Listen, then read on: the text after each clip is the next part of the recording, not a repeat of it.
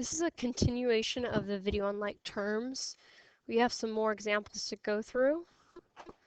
So letter G. We need to think about it first. Are there any like terms here? Once you've written it down and paused and thought about it, I want you to notice that these each have an a with the power of 1, and a b with the power of 1, and a c with the power of 1. In addition, look down here, this c has a power of 1, this b has a power of 1, and the a also has a power of 1. So each of these go together. This is a set of like terms because they all have the same variables with the same exponent.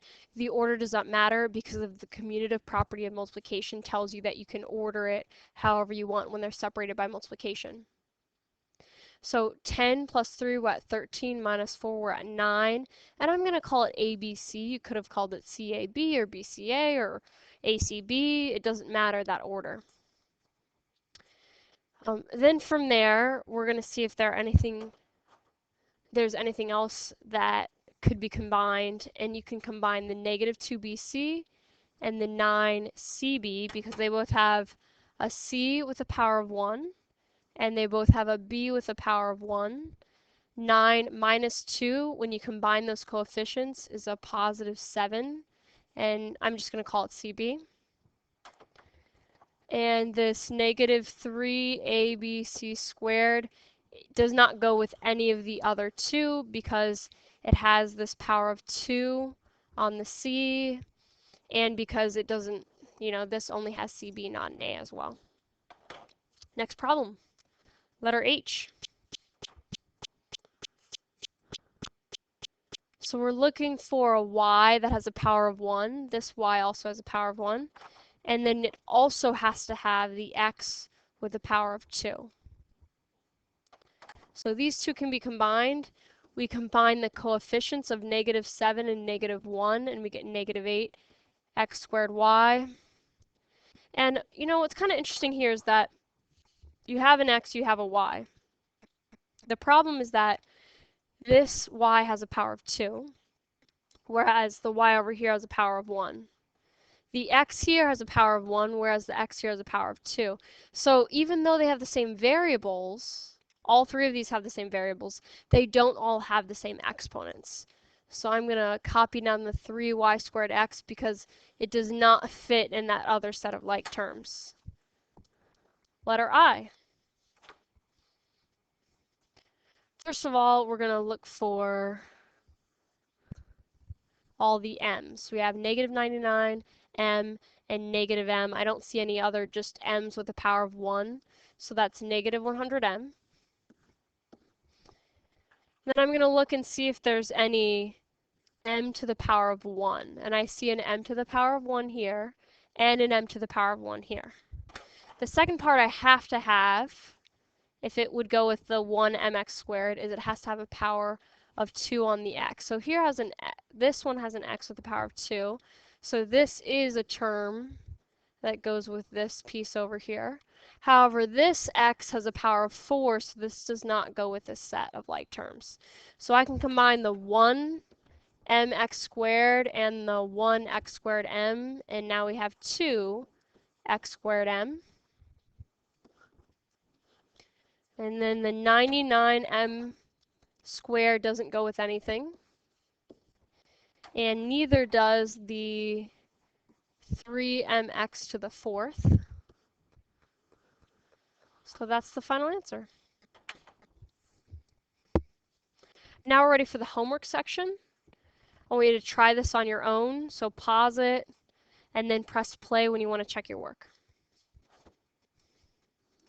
Negative 4x plus 6x plus x. Those are all like terms.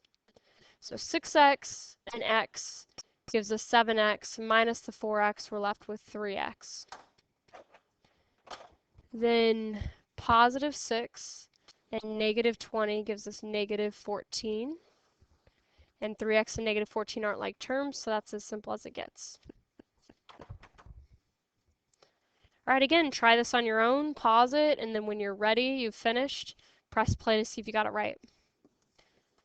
5y and negative 10y are like terms, so we get negative 5y. I know you don't have all the different colors that I have on the smartboard, so I want to show you another method of separating the like terms. I also like to go like this and do different shapes. You could maybe use a triangle for the x's. So these are all x with a power of 1. And so we have 2x, we have 37x, so we're at 39x. And then we subtract an x, so we're at 38x. So positive 38x. Wait, I think I did that wrong. 2x plus 37x, we're at 39x. Subtract an x, we're at 38x. Okay, we're fine. All right, then from there, we just have this 108 at the end. It doesn't go with anything. Letter C, again, try it on your own first. So we have an x to the 5th here, and we have an x to the 5th here. We have a y to the 3rd here, and a y to the 3rd here. So these are like terms. Combine the coefficients, 17 plus 3, we get 20. Order doesn't matter for those variables. And then this doesn't go with anything, so I just copy it down. Just copy that piece down. It's as simple as it gets. And the last homework problem, letter D, try it on your own first and then press play. So we have a g squared, g squared, g squared. The one on the end is the only one that doesn't have a g squared. Then we have an h. This one doesn't have an h, the next set, so it won't go with it. This one is still a possibility. Let's check this k to the 3rd. This also has a k to the 3rd. So these two go together. So 40 and 10, we get 50 g squared h k to the 3rd. Then from there, let's see if these last two go together, and they don't, because you'll see this one doesn't have an h, this one does have an h. So we're going to just subtract 30 g squared k to the 3rd, and we're going to add k squared g to the 3rd h.